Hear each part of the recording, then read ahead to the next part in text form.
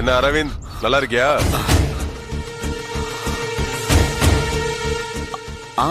இருக்கேன் சார். நீங்க? I am Akbar, inspector of police. சொல்லுங்க சார்.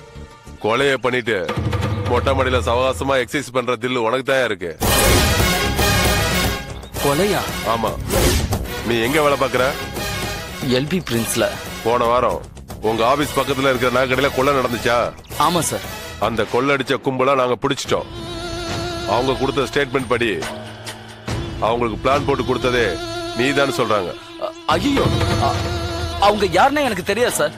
அது மட்டும் இல்ல, நகையை கொள்ளடிச்சதுக்கு பின்னாடி பங்கு பிரிக்கிறதுல சண்டை வந்து நீ ஒருத்தரை கொலை பண்ணிட்டதா வாக்குமூலம் கொடுத்திருக்காங்க. ஐயோ, நிஜமா சொல்றேன் சார். அது எல்லாமே கட்டுக்கதை. நான் உண்டு, என் வேலை உண்டுன்னு ஆபீஸ்க்கு போயிட்டு வர சாதாரண ஆள் சார் நானு. என்ன போய் நீங்க கொலை கிளைன்னு எதுலயே சம்பந்தப்படுத்துறீங்களே சார். இங்க பாருங்க இன்ஸ்பெக்டர் சார், உங்களுக்கு யாரோ தப்பான தகவல் கொடுத்திருக்காங்க. யாரும் தப்பான தகவல் எல்லாம் கொடுக்கல. இந்த மாசம் 17ஆம் தேதி ராத்திரி 12 மணிக்கு நீ அவங்களோட தண்ணி அடிச்சுக்கிட்டு சண்டை போட்டியா இல்லையா? அத மட்டும் சொல்லு. இன்ஸ்பெக்டர் சார், ஆக்சுவலா எனக்கு தண்ணி அடிக்கிற பழக்கமே இல்ல சார். அப்புறம் உங்களை யார் போய் சொல்றா? தெரியல சார். ஆனா நான் மட்டும் உங்ககிட்ட உண்மையை தான் சொல்லிக்கிட்டு இருக்கேன். 2 நாளா கான்ஸ்டபிள் வீட்டுக்கு வந்து உன்னை ஸ்டேஷனுக்கு கூட்டு வரலான்னு பார்த்தா வீடு பூட்டியா இருக்கு. ஆமா சார், கீழ் வீட்டுல சொன்னாங்க. நான் இன்னைக்கு காலையில தான் ஊர்ல இருந்தே வந்தேன் சார். தெரியும் தெரியும், நான் எல்லாத்தையும் விசாரிச்சுட்டு தான் வரேன். பெரிய இடத்துல நீ வேலை பாக்குறதால உன்னை அடிச்சு இழுத்துட்டு போகாம நிக்க வச்சு விசாரிச்சுட்டு இருக்க. ஒழுங்கா உண்மையை சொல்லு. இத பாருங்க சார், நீங்க சொன்ன மாதிரி 17ஆம் தேதி ராத்திரி நான் சென்னையிலேயே இல்ல சார். மறுபடியும் புதுக்கதை வர்றியா? அதெல்லாம் இல்ல சார், நான் சொல்றது உண்மைதான் சார். 17ஆம் தேதி 18ஆம் தேதி 2 நாளும் நான் ஊர்லயே இல்ல சார். அப்போ எங்க இருந்த? என் முதலாளி அம்மா கூட கார்ல வேலூர்ல இருந்து வந்துகிட்டு இருந்தேன் சார். சரியா 12 மணிக்கு நீ வேலூர்ல இருந்து தான் வந்தங்கிறதுக்கு என்ன ஆதாரம்? நான் வாலாஜா கிட்ட வந்துகிட்டு இருக்கும்போது ஒரு ஆக்சிடென்ட். முழுசா சொல்லி முடிங்க, ஏன் தடுமாறுறீங்க? அது வந்து நானும் என் முதலாளி அம்மாவும் ஒரு கம்பெனியை வேலை பேசுற விஷயமா வேலூர் வரையும் போயிருந்தோம். வரும்போது முதலாளி அம்மா தான் டிரைவ் பண்ணாங்க. அவங்க ஃபுல் தண்ணியில இருந்தாங்க. வாலாஜா கிட்ட வரும்போது ஒரு பெரியவர் ரோட கிராஸ் பண்ணாரு. அவங்களால கண்ட்ரோல் பண்ண முடியாம அந்த பெரியவர் மேல மோதிட்டாங்க. அதுக்கப்புறம் வண்டியை நிறுத்தலையா? இல்ல சார். அந்த ஆள் செத்து இருந்தா? செத்து இருக்கணும். ஆனா எங்க முதலாளி அம்மா வண்டியை நிறுத்தல. அவங்க என்ன எங்கேயும் மூச்சு விடக்கூடாதுன்னு சொல்லிட்டாங்க. உங்க முதலாளி அம்மாவோட பேர் என்ன? அது வந்து சொன்னா உங்க மேல கேஸ் வராம நான் பாத்துக்கிறேன். தமிழரசி. சபாஷ்.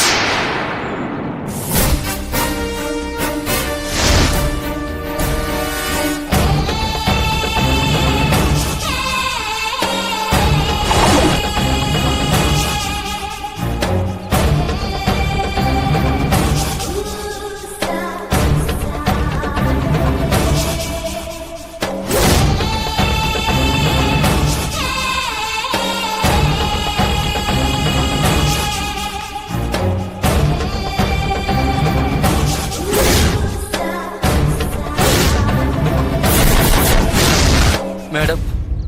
அரவிந்த், நாம அந்த ஆக்சிடென்ட் பண்ணோமே, அந்த ஊர் இன்ஸ்பெக்டர் செம்ம ஷார்ப்பா பக்கத்துல இருந்த டீ கடைக்காரங்கிட்ட விசாரிச்சு வண்டி நம்பரு கலர் எல்லாத்தையும் வச்சு தேடி வந்துட்டான்.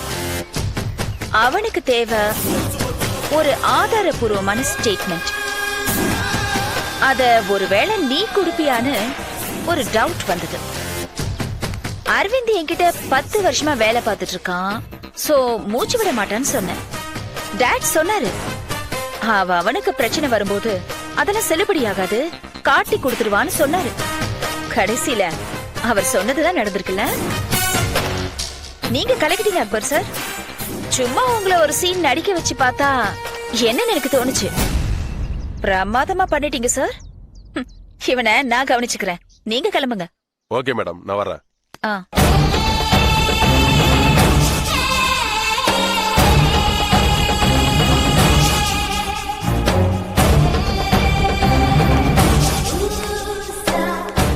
டாட், நீங்க சொன்ன மாதிரியே இவன் வளரிட்டான்.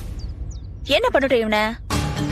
ஓகே, வீட்ல கேஸ் சிலிண்டர் இருக்கா அரவிந்த்? ஆ இருக்கு மேடம். இருக்கான் டாட். அப்போ சிலிண்டரை வெடிக்க வைக்க ஆள அனுப்பிச்சிடுங்க. Okay dot. மேடம், என்ன மேடம் இப்படி பண்ணிட்டீங்க?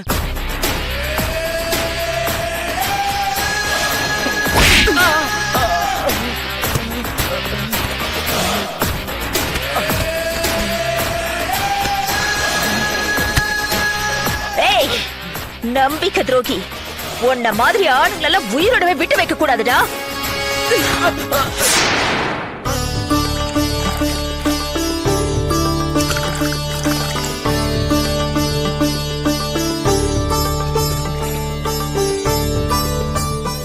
ஜான்சி, அம்மா, இந்தம்மா காஃபி எடுத்துக்கோ.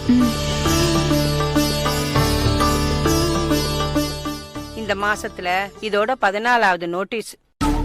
ஆமாமா, நாளைக்கு கூட ஒரு நோட்டீஸ் வரும். அது என்ன கேஸ்? நேத்து ஒரு சூப்பர் மார்க்கெட்டுக்கு போயிருந்தேன். அங்க ஒரு பெரியவர் வந்து கூல்ட்ரிங்க்ஸ் வாங்கினாரு. அந்த கூல்ட்ரிங்க்ஸ்ல பார்த்தா ஒரு பூச்சி மிதந்துட்டு இருந்ததுமா. உடனே அந்த பாட்டில் எடுத்துட்டு போய் அந்த பெரியவர் கடைக்காரர்கிட்ட கேட்டாருமா. அதுக்கு அந்த கடைக்காரர் எவ்வளவு ராங்கா பதில் சொன்னான் தெரியுமாமா? அப்ப எனக்கு வந்த கோவத்துக்கு அப்படியே அந்த ஆள் கிட்ட போய் சண்டை போட்டுட்டேமா. நான் சண்டை போட்டதுக்கு உன்னால முடிஞ்சத பாத்துக்கோன்னு சொன்னா, நான் உடனே அந்த பெரியவர்கிட்ட கேஸ் போடுங்கன்னு சொல்லிட்டேன். அநேகமா அந்த கேஸோட பேப்பர்ஸ் தான் நாளைக்கு வரும்னு நினைக்கிறேன்.